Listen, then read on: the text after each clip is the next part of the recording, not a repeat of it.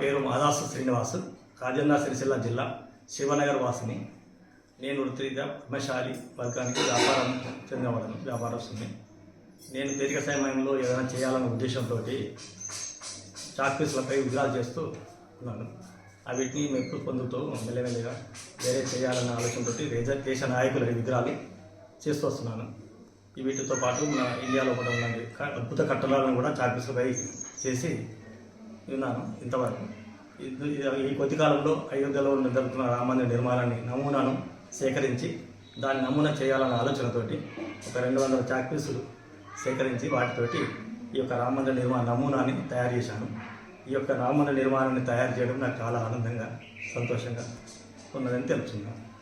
మరిన్ని వీడియోస్ కోసం ఛానల్ ని సబ్స్క్రైబ్ చేయండి. లేటెస్ట్ అప్డేట్స్ కోసం వాట్సాప్ ఛానల్ ని ఫాలో చేయండి. అండ్ లింక్ డిస్క్రిప్షన్ లో ఉంది.